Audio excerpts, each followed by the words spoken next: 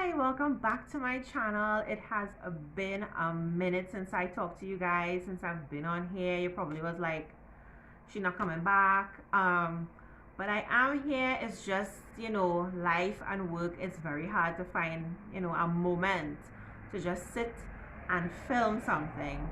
But today I have a quick little video for you guys. I just thought it would be fun to answer some questions, some frequently asked questions that I get as a lawyer, and also that I googled. I just typed in what do lawyers, and there was a whole host of frequently asked questions.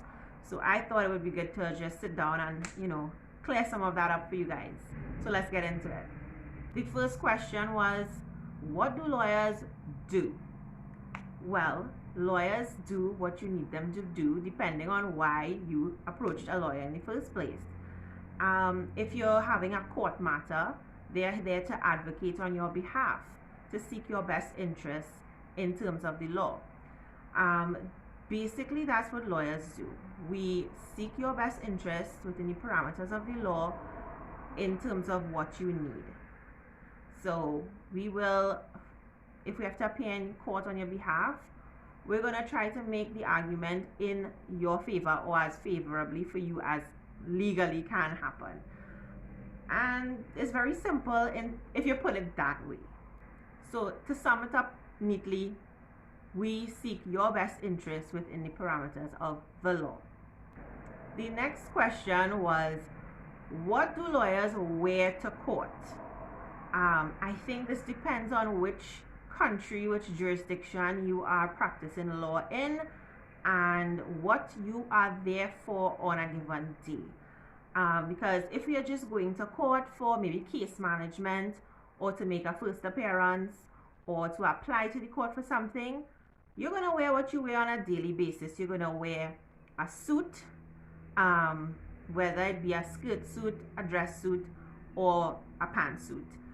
Always jacketed in what we have been told to be sober colors, which is black, white, gray, dark like navy blue, but usually like gray and navy suits are typically in Trinidad worn more by senior counsels and practitioners with more seniority in their practice can more get away with wearing like an all gray suit or a navy blue suit. I've even seen once a dark brown suit, but I wouldn't personally go that far.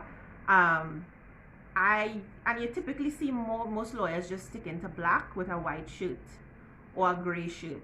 So you're just going to be in typically all black. So that's like a regular day at court. If you have trial, you are going to be robed.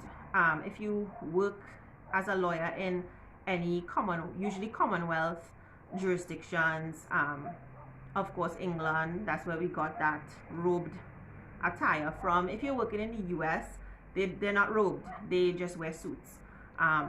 But in Trinidad, we wear full robes with our colors, and there's also a bib that you could wear, I guess maybe if your shirt isn't particularly appropriate enough for trial.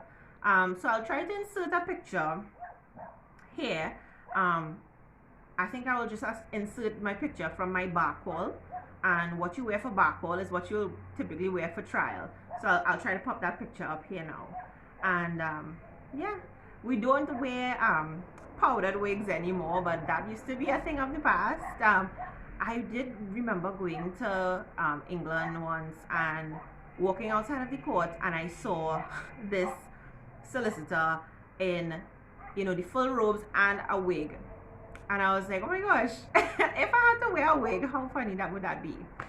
But yes, no wigs in Trinidad, not anymore. What do lawyers major in? So I figured this question meant in university, what are you going to major in to become a lawyer? And I would speak for every country or jurisdiction. You would just major in law. When you go to you study law, you go to get your law degree, your LLB, your Bachelor of Laws, you are going to just be studying law. It's so intensive that you don't have the time to take on any other majors or minors. So if you do law, you're just doing law. Just like if you're doing medicine, all you're doing is medicine. I think it's the same for engineering, I'm not sure. So when you want to get a law degree, you want to become a lawyer, you have to major in law. And in university, while you're pursuing your law degree, you're going to be doing various topics and areas of law. You're not just going to automatically go in and just say, hi, I'm here to get a Bachelor of Law degrees in criminal law only. That's not how it works. You have to do criminal law, you have to do civil topics, sorry. So you're going to be encompassing criminal law, criminal procedure, civil law, civil procedure. You're going to be doing wills, you're going to be doing probate, you're going to be doing tort, you're going to be doing property, all of these various topics. So you're going to touch on each one, and each semester, if it's a 3-year degree, each semester you're going to be doing 4 topics typically. So each year you're doing 4 different topics. So a lot of people ask, what did you specialize in? And that question is like something that lawyers always roll their eyes at, because if you're asking what you specialize in school, that will typically come from, if you go on to do your master's, you can refine that study. But if just your bachelor's, you're going to be touching on all areas of law.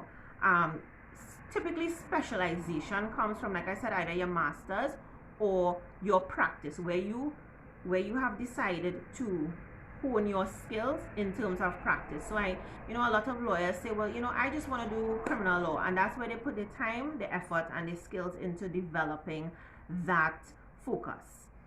So your specialization comes from where you have intended to practice and where you have the most experience. What do lawyers actually do? And I think they probably meant on a daily basis. On a daily basis, I can speak for myself. I typically work most days from home, so you're mostly doing research.